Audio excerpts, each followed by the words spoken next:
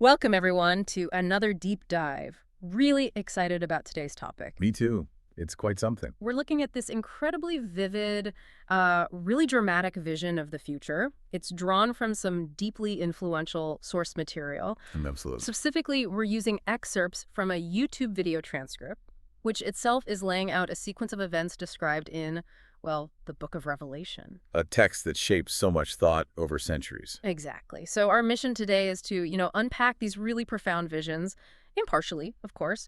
We'll look at everything from these huge cosmic battles to, well, the dawn of a whole new era. hmm We want to get into the intricate details of this prophetic narrative, try to understand the powerful ideas, the imagery. And what's so compelling here is, well, Right. it's not just a story. It's full of this powerful imagery, significant theological concepts that have just resonated down the ages. Right.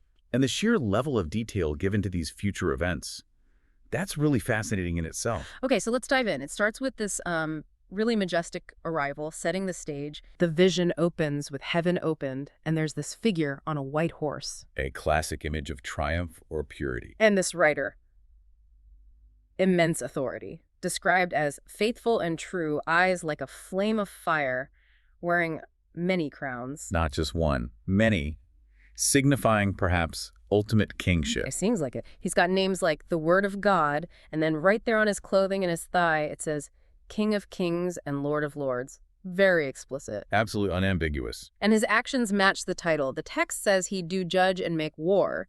He strikes the nations with a sharp sword coming out of his mouth. That image, the sword from the mouth, suggests the power of his word, his decree, is like a weapon itself. Yeah, and he's ruling them with a rod of iron, unbending authority. And he's not alone. Armies from heaven follow him, also on white horses, clothed in fine linen, white and clean. Wow. So this is a picture of absolute, overwhelming power and authority arriving on the scene. A total shift in the cosmic order, you could say. Which brings up a key question, doesn't it? What actually happens to the forces of evil when this figure appears? Is it instant annihilation or... Well, the narrative gets very specific right after this. An angel comes down, holding the key of the bottomless pit and a great chain. Okay. And this angel grabs the dragon, that old serpent, who the text clearly identifies as the devil and Satan, and binds him. Binds him. For how long? For 1,000 years, he's then thrown into this bottomless pit. It's shut, sealed up. So he can't cause trouble. Exactly. So he should deceive the nations no more till the 1,000 years should be fulfilled. Ah, but that phrasing, till the 1,000 years should be fulfilled, that implies it's not permanent. You picked up on the key detail. The source explicitly says after that he must be loosed a little season. That little season bit is crucial for what comes later, isn't it? It tells us this long piece isn't the absolute final chapter. Precisely. And that leads us into this period known as the 1,000 years or the millennial reign. The vision shows thrones and judgment being given, and it specifically mentions who's there. The souls of them that were beheaded for the witness of Jesus. Martyrs. Yes, and also those who refuse to worship the beast or take his mark on their foreheads or hands, those who resisted that opposing power. Okay, so the faithful who endured persecution. Exactly. The text says they lived and reigned with Christ 1,000 years. And this is called the first resurrection. The first resurrection. Interesting. And those who are part of it, they're called blessed and holy. Yeah. It says the second death hath no power over them. What's the second death? Does it explain that yet?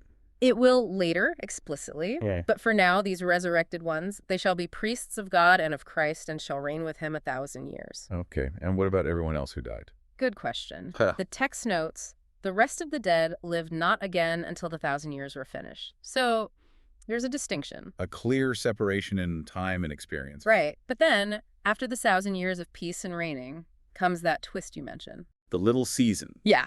Satan will be loosed out of his prison, and what does he do? Straight back to his old ways. He will go out to deceive the nations.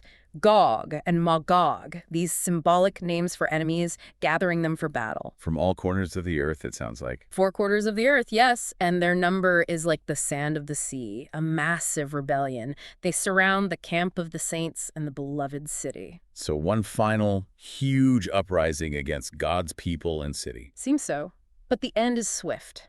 Fire came down from God out of heaven and devoured them, just like that. No prolonged battle this time. Just immediate sign judgment. If we're looking at the big picture, this really does feel like the absolute final end for any organized rebellion against God. It seems definitive. And the fate of the leader of that rebellion, Satan himself. the devil who deceived them, was cast into the lake of fire and brimstone. And the text adds that's where the beast and the false prophet were already. So those earlier figures of opposition are already there. Yes.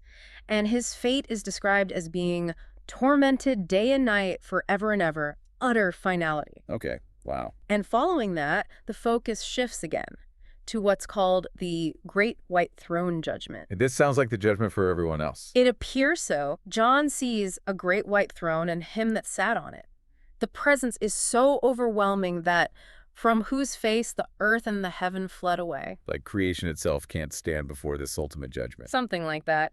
And standing before the throne are the dead, small and great, everyone. Everyone. Then the books were opened, plural, suggesting records of deeds, perhaps. Seems likely. And then another book was opened, which is the Book of Life, singular. The Book of Life, that sounds crucial. It is. Judgment happens based on those things which were written in the books according to their works. Yeah. But the scope, it's total. The sea gave up the dead. Death and hell delivered up the dead. Everyone is judged according to their works. That scope is just immense. It really covers everyone who ever lived, no matter where they ended up. It does raise that interesting point, though, the role of works from the books versus being found in that other book, the Book of Life. Mm-hmm. How do those relate in the judgment? The text clarifies the consequence. It defines the second death. Remember how the first resurrection folks were immune? Right. Well, here, death and hell were cast into the lake of fire. And the text explicitly states, this is the second death. So the lake of fire is the second death. Yes.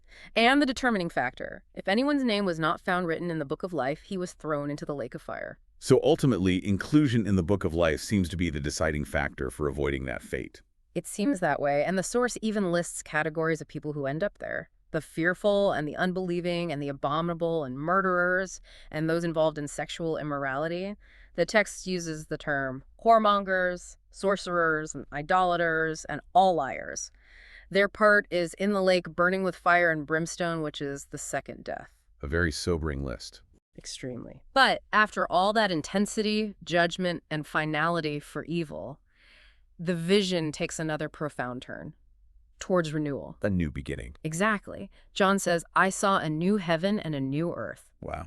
Completely new. The reason given for the first heaven and the first earth were passed away. Gone. And interestingly, there was no more sea. That's fascinating. No more sea. In a lot of ancient thinking, the sea represented chaos, the unknown, sometimes even rebellious forces. Right. So its absence here, it strongly suggests absolute peace, perfect order, no more chaos, no more deep unknowns, a complete renewal. Makes sense. And then comes this incredible sight, the holy city, New Jerusalem, descending. No, we're from. Down from God out of heaven, and it's described beautifully, prepared as a bride adorned for her husband. A very intimate image. Connection, relationship. And then a voice from heaven declares, behold, the tabernacle of God is with men, and he will dwell with them. God dwelling with humanity, directly. And they shall be his people, and God himself shall be with them and be their God. And the comfort offered is total. God shall wipe away all tears from their eyes. No more suffering. And there shall be no more death, neither sorrow nor crying, neither shall there be any more pain, for the former things are passed away. All the struggles of the old world, just gone. Completely gone. And the one on the throne says, behold, I make all things new. And then, it is done. I am the Alpha and Omega, the beginning and the end. The ultimate declaration of completion and authority. And there's a promise. To him who thirsts, I will give of the fountain of the water of life freely, and he who overcomes will inherit all things, and I will be his God, and he will be my son. Incredible promises. Life, inheritance, relationship. Then the vision zooms in, gives us this astonishing look inside the New Jerusalem. John's taken in the spirit to a great and high mountain to see it properly. What's it like? It shines with the glory of God. Its light is like a stone most precious, like jasper stone, clear as crystal. Yeah. Radiance and purity. And the structure. It's immense. A great and high wall with 12 gates. 12 angels at the gates, and inscribed on them are the names of the 12 tribes of Israel. Connecting back to the foundations of God's people. Definitely. And each gate, get this, is made of one pearl. A single pearl for each gate. Astonishing. Isn't it? The wall itself has 12 foundations, and on them are the names of the 12 apostles of the Lamb. So connecting to both Old and New Testament foundations, Israel and the apostles. Exactly, and the very street of the city, pure gold as transparent glass. Transparent gold. It's hard to even picture. This detail is just phenomenal. It's not just grandeur, it's packed with specific symbolism, connecting to history, suggesting perfection, order, purity. It really is. And it's not just static beauty. There's life within, a river of the water of life sparkling like crystal, flowing from the throne of God and the Lamb right down the middle of the main street. The water of life again, flowing freely. And on either side of the river, the tree of life. Remember that from Genesis? Yes, which was lost. It's back, and it bears fruit 12 times a year, every month. And its leaves, for the healing of the nations. Healing for the nations, even in this perfected state, that suggests wholeness and restoration for all peoples. Seems so. And the city doesn't need the sun or the moon. Why not? For the glory of God illuminated it, and its lamp is the Lamb. God's own presence is the light source. Direct light from the divine. And it says, the nations of those who are saved will walk in the light of it, and even the kings of the earth bring their glory and honor into it. That's really interesting. It implies it's not just for one group, but there's this universal aspect with nations and even kings participating, bringing their own glory, perhaps their unique cultural richness, into this unified city under God's light. It suggests redeemed humanity and harmony. A beautiful image, but there are conditions for entry made very clear. Ah, yes. Who gets in? Nothing that is impure will enter the city, nor anyone who does shameful things or tells lies. So the character issues listed earlier for the second death are definitely excluded. Right. Instead, only those whose name are written in the Lamb's Book of the Living will enter the city. Back to the Book of Life again, the ultimate register. And inside, the ultimate promise realized.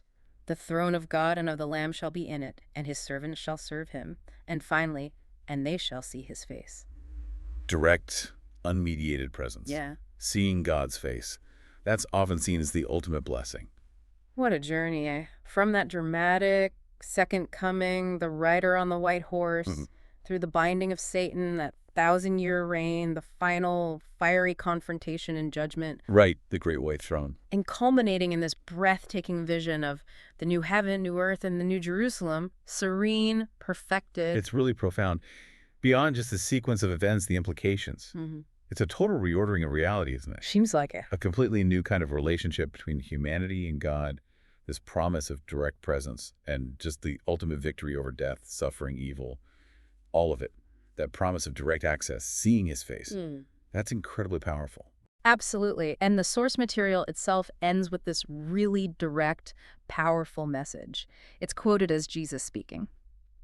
Listen, I am coming soon. I will bring my rewards with me to give to each one according to what he has done. Echoing the judgment theme. I am the first and the last. The beginning and the end happy are those who wash their robes clean and so have the right to eat the fruits from the tree of life and to go through the gates into the city.